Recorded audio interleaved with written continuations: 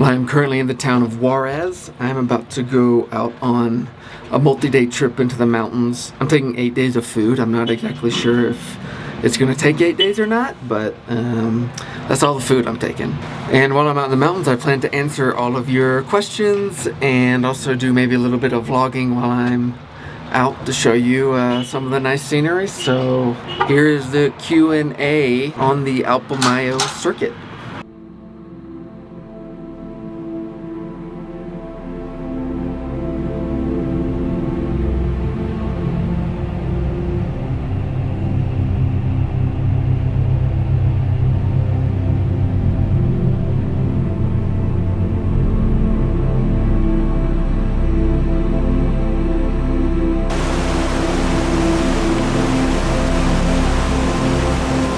So I got to the trailhead to start this hike and I found these two people sitting on the ground eating some breakfast, and I started talking to them and I thought, you know what, I want to impress them. I'm gonna tell them I've been cycling.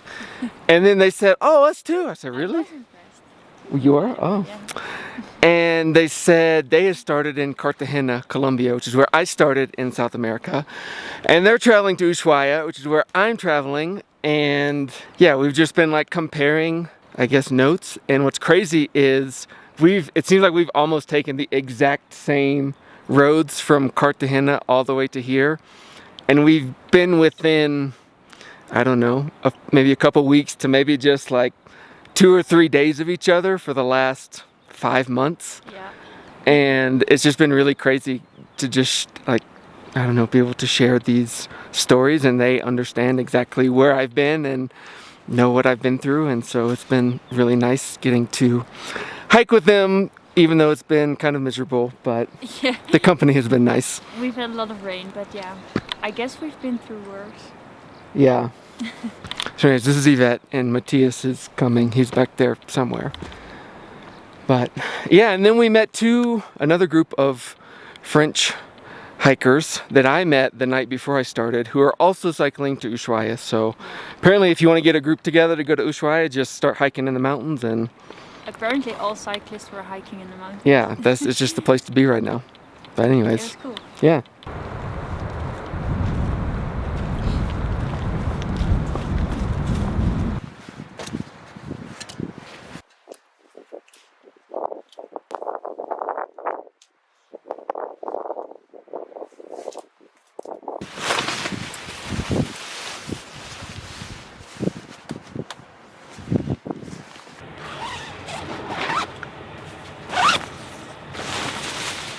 SCS, what's the longest stretch you've been without having access to food or water?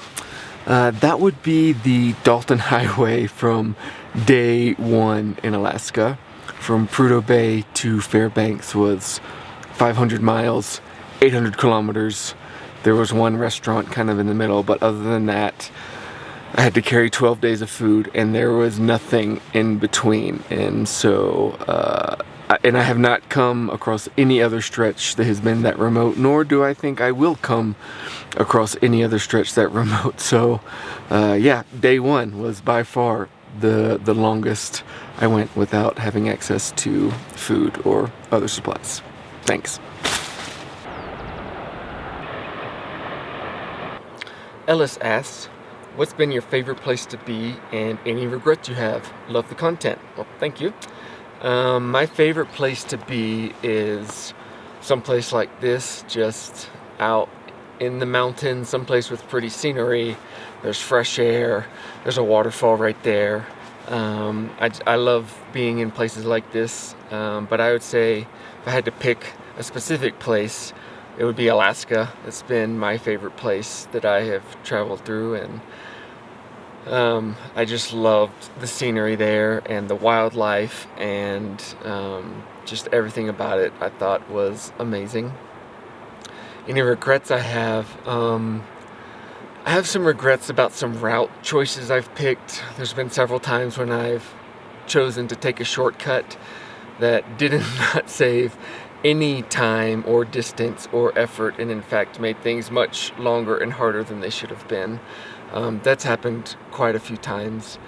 And I've often wondered if it would have been better for me to wait a year before starting this trip just to let COVID die down, and would have caused me less logistical problems with border crossings. But I mean, in the end, I don't regret leaving when I did. So yeah, I think the main thing is just those little route choices I've made that have turned out to be complete disasters sometimes.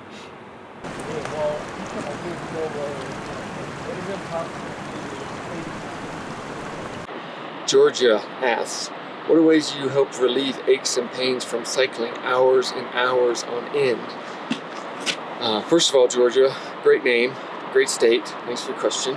Really, the only thing I do is I take a rest day. I don't do any sort of stretching when I finish at the end of the day, which I absolutely should be doing. But I really don't get that many aches and pains, which is really nice. I think my body has just gotten used to the beating that I give it every day. But my legs, like specifically my quads, will get really tired and sore after I've had big or long days of climbing or being in the mountains. And so really the only thing I do is I'll just stop for a day or maybe 2 days just to try and give my legs a little bit of rest.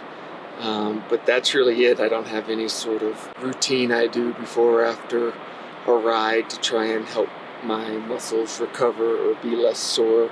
But I definitely, like I said, I definitely should be doing that. It probably would be much better for my body.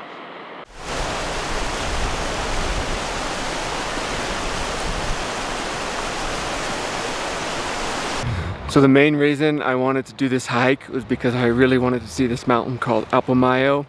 I just spent the last 2 days hiking to this viewpoint to see it, and as you can see, it's supposed to be right there, but you can't see it at all. And it feels kind of like a waste, but what can you do?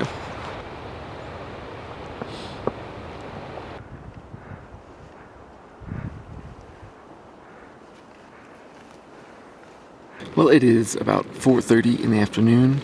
I'm already in the tent for the day. It's been kind of a short day, but that's okay. It's been lightly raining for like the last hour or so, so I've been more than happy to be inside the tent and nice and dry. TKD Lyron. I'm sure that's exactly how you say it. Says, safety and traffic in Central and South America. I get asked a lot about how I stay safe and what biking through Latin America is like, and honestly, I have just had zero problem. Well, I shouldn't say zero problems. I had my passport stolen in Colombia. That was kind of a major deal, but on the bike, or encountering people who have had bad intentions just has not happened at all. I mean, when traveling anywhere, not just South or Central America, I think it's important just to have common sense. You know, like, don't travel at night. Stay in communication with the locals and ask them, is the next town or is the road you're staying on safe? I feel like common sense can get you just a really long ways. And as far as traffic goes in Central and South America, the drivers are crazy. I mean, there's just no avoiding it, and I feel like I've been very close to being hit so many times. But the best thing you can do, or what I do, is I just stay as far over on the side of the road or the shoulder if I can, and you know, I try and be smart about how I ride. And I mean, thankfully I haven't been really hit by a car or a truck yet, but there's really no avoiding the crazy drivers, and that's another reason why I like getting off the main road and traveling on quieter roads, just to avoid the traffic and, you know, to avoid being hit, which is probably one of the main things that I'm worried about, and have come just so close so many times to being hit. But, you know, thankfully it hasn't happened yet. Oh, it's raining a little harder. Lewis asks, any plans on visiting Brazil? I do not have any plans this trip to visit Brazil. I have visited Brazil in the past in 2014 and just had the best time, and I would love to go back. It's a little bit too far out of the way though on my bike trip this time, so unfortunately I'm going to be skipping it, but I would love to visit it again in the future. That was something random.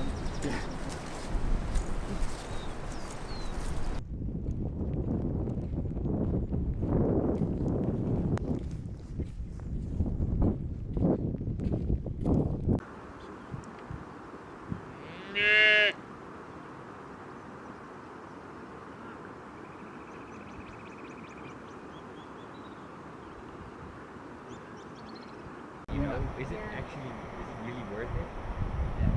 Did you see in Lauren asks, how is your body surviving this adventure? It's surviving it pretty good. I would say it's definitely gotten used to the beating it takes every day. And I've also gotten much better at learning when I need to take a rest break, when, I feel like I'm kind of pushing myself too far, and, how much I can sustainably go every day so that I'm not having to take a rest day every other day. So my body is really holding up really well, which is nice. The only time it doesn't is really when I get sick, whether it's like bad stomach problems, or I get a cold or the flu or COVID or something, and it just kind of knocks me out. But every time that's happened, I've bounced back, and I think my body is probably as strong as it's ever been since I've started this trip. So yeah, no complaints there. Jason, will you be biking back to Alabama to visit me soon? Yeah, I'm on my way. Just keep looking out your front window, and I'll be there just any minute now. Benjamin asks, hi, do you meet other bike travelers on your route? I do. And actually, I have just met two that I'm hiking. Well, I don't know why I'm pointing this way, but they're over there. But I've met two that are cycling to Ushuaia, and I just happened to meet them at the trailhead. Yeah, I do meet other cyclists on the road, but it's hard to find cyclists to ride together with. One, because it's hard to find people that want to go the exact same route that I'm going. Most of the time when I meet people, they're coming the opposite way. And so we'll just chat for a few minutes and then we go our separate ways. But then two, if we're going the same direction, it's really hard to find people that travel the same speed as me. I travel really slow because I'm just really weighed down with all my gear. And most people are out on shorter trips, and so they're traveling much lighter, and so they can go much faster. And so it's hard to find someone that isn't just cruising at a speed way faster than what I go. But it is really nice when it does happen. Mir asks, why can't I join? Well, where's your bike? You just let me know when and where you want to come, and let's make it work.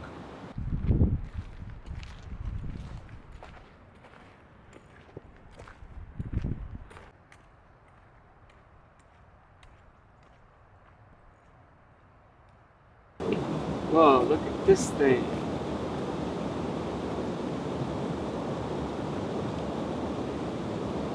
Whoa. How cool is that? Anyways, Marcus wants to know, which tire do I have on my bike, width and size, and how heavy is your bike completely? I have a Schwalbe Marathon Mondials on my bike now. It's the third Schwalbes I've had on my bike, and I had one Pirelli, which was garbage. The width is, I've put on anywhere from 45 millimeters to 50 millimeters, which is like 1.7 inch to 2 inch. I'm running 2 inch, 50 millimeters right now. And size, I have 700C or 28 inch or 29 inch, whatever. 700C size tires. How heavy is my bike completely? My bike weighs probably around 20 kilos. It's around like 42 pounds ish.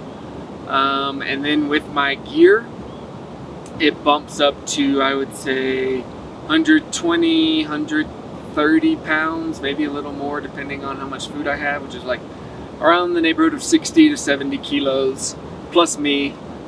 So it's a very heavy bike. Yeah.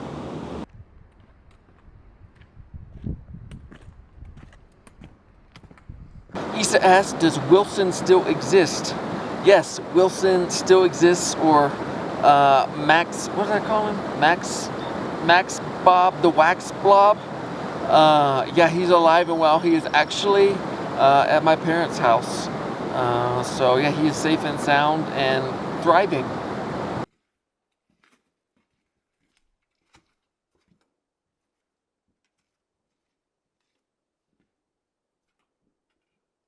So we were having a hard time earlier today trying to decide if we wanted to go up to the Mayo viewpoint because the weather this morning had just been really terrible. Like, it was raining, it was super cloudy, you couldn't see the tops of any of the mountains, and to go up there was going to require some pretty serious effort. And finally we decided, well, let's just go and see what happens. And when we got up there, it's kind of raining on us as we were going up, and then we got up there, we still couldn't really see that much, but then finally the clouds started to part and we got really good views of Mayo, so we were really happy that we did that. Right now it's just supposed to be back over there. As you can see, you can't see anything right now. Anyways, Cameron wants to know, how is your drive and motivation at this point compared to the start? That's a very good question, and I feel like my drive and motivation is different, but I don't really know how to explain how. Like, when I first started, everything was so new to me and I really just wanted to prove that I could do it, but the finish line just seemed so far away and I wasn't really focused on finishing. It was just trying to make it one day at a time. And now I would definitely say I can see the light at the end of the tunnel, and I'm more motivated and I think more about getting to Ushuaia than I did for sure when I started. I would say I think I'm just as motivated now to finish than when I started, maybe even more so, because like I can't quite taste the finish yet, but I know it's coming, and so I just really want to get to the finish line because I've come so far, like I've been through so much, and just to get to the finish, it would be a big deal. And yeah, I feel like I'm so close, like I just got to get there. And so I'm still very motivated now, just as much if not more than when I started.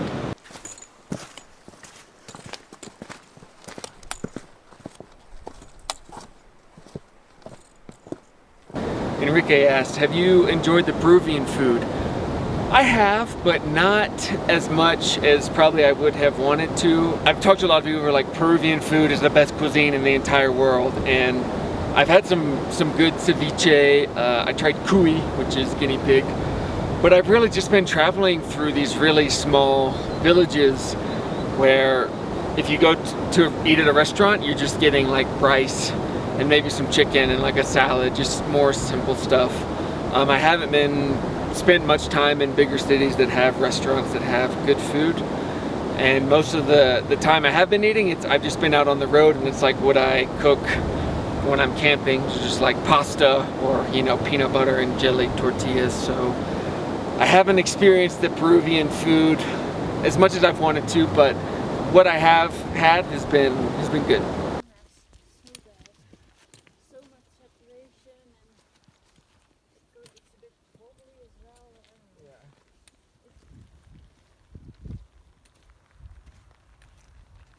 Lauren asks, nicest people, best food, most awe-inspiring so far?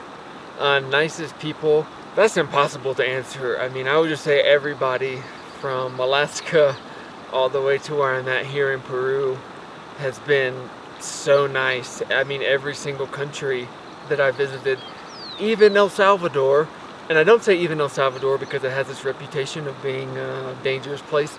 I say even El Salvador because I was only there for 6 days, and in only 6 days I still had people inviting me into their house for me to stay, taking me out on like adventurous things, sightseeing trips, feeding me, giving me money, giving me food, all packed within 6 days.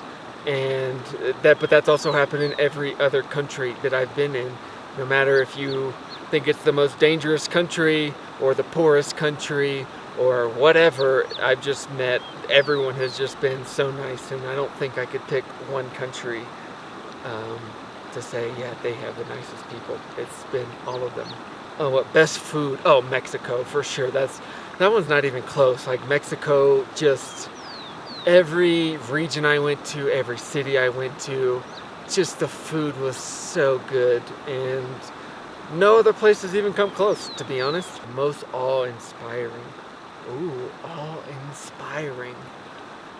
Probably Alaska was really awe-inspiring. The mountains there are just ridiculous.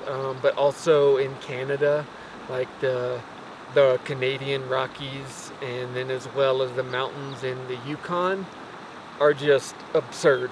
And yeah, probably for me, maybe being on Mount Logan and just seeing all this massive ice field with all these other mountains that are probably over 12,000 feet tall, and then also getting to look out and see the Pacific Ocean, just being so high up, was pretty awe-inspiring. The mountains here have been very awe-inspiring. I mean, I just completed the loop around Huascaran National Park, and that was ridiculous. And so, yeah, it's probably most of the places that just had big snow-capped mountains have all been awe-inspiring, I would say.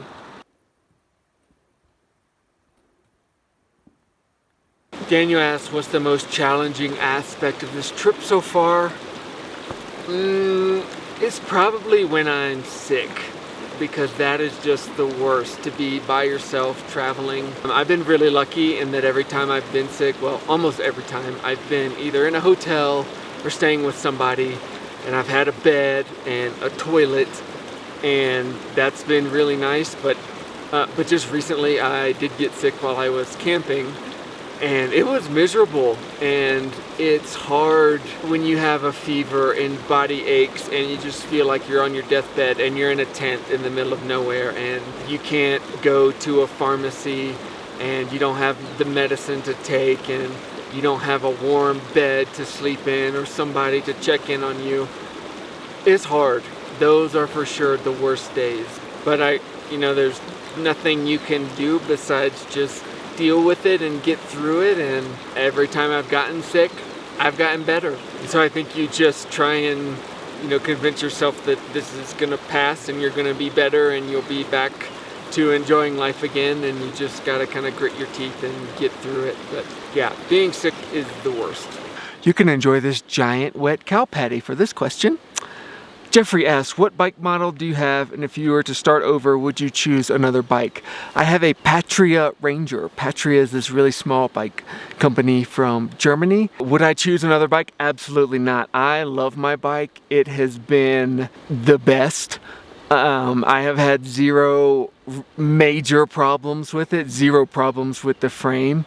I am going to make a video just solely dedicated about my bike and what components I have and how they've held up and what I've replaced and what's broken and all of that stuff. So that'll be coming out sometime soon. But yeah, I'm almost 15,000 miles in, and I would not choose another bike for sure. My bike has been awesome. Ain't that right? Big cow poop said yes, that's right.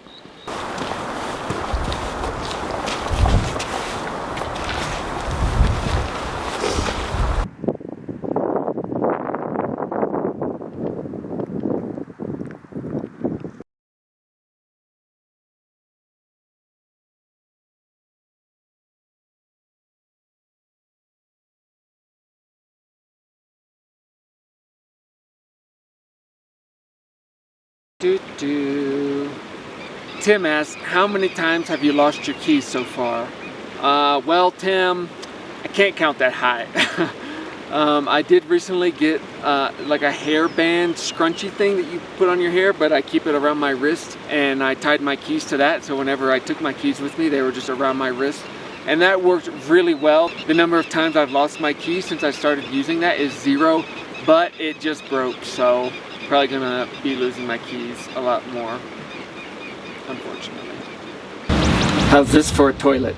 Apparently somebody decided they were willing to risk their life to sit on that thing to go to the bathroom. I don't know how well you can tell, but there is no, like, that toilet is just dangling out in front of that pit, sitting on like an inch worth of concrete. And somebody decided, like, yeah, I'll risk my life and sit on that thing. And yeah, if I fall into the poop sinkhole, it won't be so bad.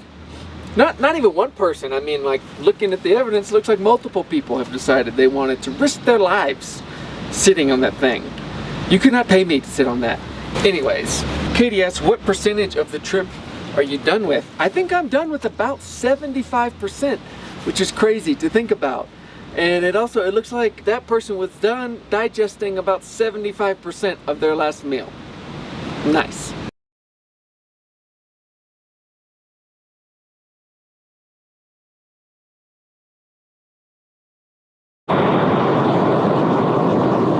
Aaron asks, what do you plan to do after you complete Alaska to Argentina?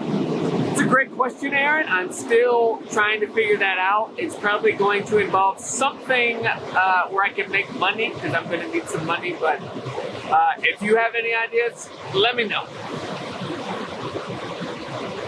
Mauricio wants to know, have you found a girlfriend yet on your journey? Mauricio, what, are you my grandmother now? I mean, geez. You could check the latest edition of the National Enquirer. They probably got the latest updates on my celebrity relationship status. It'll be there.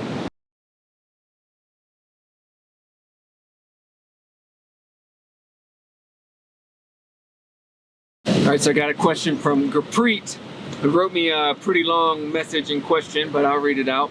Gurpreet, you're an inspiration to me. I work a 9-to-5 and sometimes feel trapped. I got into cycling to experience the feeling of freedom. What you're doing is inspiring me to hopefully plan an adventure of my own. First, that is really nice to hear. One of the things I really wanted to accomplish with putting out these videos is to hopefully inspire someone else to get out and do something similar, or just go out on their own adventure. And so I'm really glad that that's happening. Question, I am sure prior to your travels in South America, people warned you of the dangers. Now that you have experienced it for yourself, has this changed your opinion of the people of South America and just humanity itself? Yes, before I started traveling, I had plenty of people telling me how dangerous Central America and South America was. I had read plenty of things online also saying how dangerous those was. If you look at the State Department for the US, you just see all these travel warnings and advisories, and you know, they tell you not to travel to a lot of these places. But yeah, now that I have traveled to these places, I mean, I can tell you firsthand that whatever negative things you hear, probably just from the news, which is all negative, that's just not how those places are. And you only meet the nicest, kindest people in Central and South America, but not only limited to those places. I've traveled all over the world and it's been the same story. You just meet good people everywhere you go. So I would say I didn't really have much of an opinion of the people in Latin America because I hadn't traveled much there. I was just going to wait and see myself, and I'm glad I did because they ended up being just wonderful people. Has this experience changed you or inspired you to give back in any way? I would be curious to hear more about that. Anyways, safe journey. Yeah, I would say this experience for sure has changed me, and it has made me think about how can I take everything that I've experienced, everything that I've learned, how can I take all the generosity that everyone has shown me along the way, and how can I guess, pay it forward or incorporate that into my life after this trip? It is something that I think about every now and then. I definitely want to sit down when I'm finished with this trip and just figure out ways that I can kind of help other people that come in and out of my life, whether they be on a bike or just random strangers or whatever. I feel like if I was on the receiving end of so much generosity for the last 2 years and then I just didn't do anything with that, that would just be kind of a waste. So yeah, that's definitely something I'm going to be thinking about.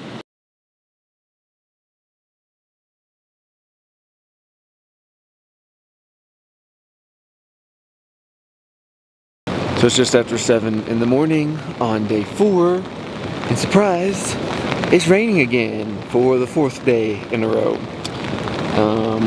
So I've decided to changed my plans and I have cut my trip basically in half.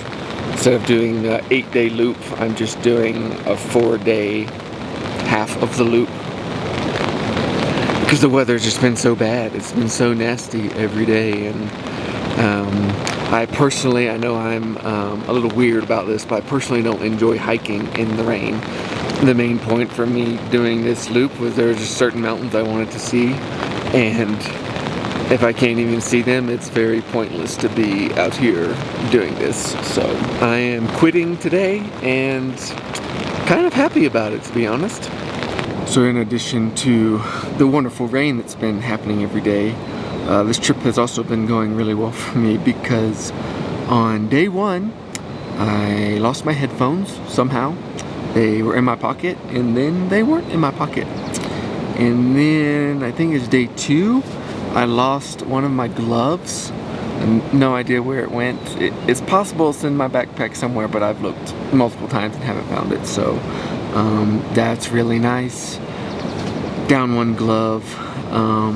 Day 3, I discovered that my water bottle, the inside was like coated in what looks like mold, and it is disgusting. And I'm normally someone who doesn't like get that. I don't know.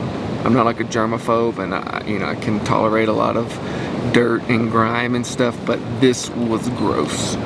And I have not drank any water out of it since I discovered that. And also, I've never gotten mold in one of these bottles my entire trip. And so how this just suddenly happened, or if it's been this way for a while, which is even grosser, yeah, it's nasty. And then, worst thing of all is I planned for 8 days, so I got 8 days worth of food, but it's not, because it's 8 days, I'm not carrying that much food per day just because the food is heavy. But there are these cookies they have here in Peru that I discovered that taste exactly like Thin Mint Girl Scout cookies. And so I bought a pack of them as like my reward at the end of every day. I was just gonna have one little pack of cookies. And I discovered I got the wrong ones. I got vanilla.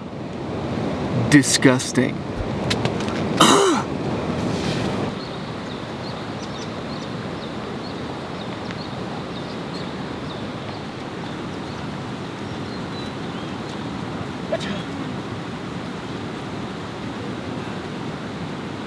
Well, I am out of the mountains and in my room in the hostel I'm staying at in Juarez.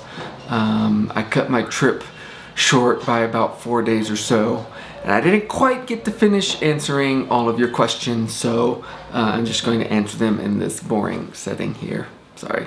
Maddie wants to know, does American cheese last in a backpack? Yes.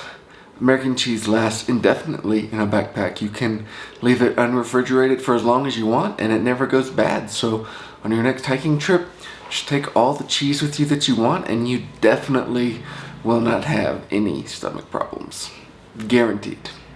Rachel asked, any language barriers? And it's similar to another question Joanna had. What was your level of Spanish before this trip and what is it now? When I first crossed into Mexico, I was already, pretty fluent. I could say the hola and como estas and gracias and, all those things. For the amount of time that I've spent in Latin America so far, I feel like my Spanish is embarrassingly bad. Like it should be so much better. But I have come a very long ways to not really understanding anything when I first crossed the border into Mexico to now I have a pretty good idea of what most people are saying, and in fact, I've had a few people think that I was from a Spanish-speaking country, like from either Argentina or Spain. So yeah, when people are like, oh, are you from Argentina? I'm just like, oh, my Spanish is so good. And then I'll go talk to someone else and I literally won't be able to understand a single word that they say. So my Spanish is getting better. It's come a long way, but I'm nowhere near fluent or really where I should be for how long I've been traveling in Latin America. All right, next several questions from Joanna, the question master. What did you have to learn that was essential during this trip? If I had to pick one thing, probably bike maintenance. I was not a biker really before I started this trip. Before I started in Alaska, I had never changed a flat tire. I had never done really any kind of bike maintenance, and as things have sort of broken on my bike as I've gone, I've had to learn how to fix them, which has been very essential. And I've learned a lot on this trip about how to take care of a bike, how to maintain it, how to fix things when they break. And so yeah, it's been good. Name one experience that was amazing, and it's not possible when someone just goes to a country and travels. I really think you get so many unique experiences traveling on a bike that you don't get traveling any other way. Really all of the experiences that I have with the local people when I ride through these small villages that either tourist buses don't even go through, or if they do go through, they just drive straight through. When I get invited into people's house, or when people want to share a meal with me, and you really get to see how the local people live and learn about their culture, and get those experiences that you don't get any other way. And I've traveled by kind of like the backpacking way, by just taking buses or trains or planes, and you miss so much when you just hop from city to city. You miss so many experiences that just happen kind of in between the big cities on the road when you travel by bike. And that's one of the main reasons that I love traveling by bike, is you get to see so much of the world and get to have these experiences that people don't have traveling any other way.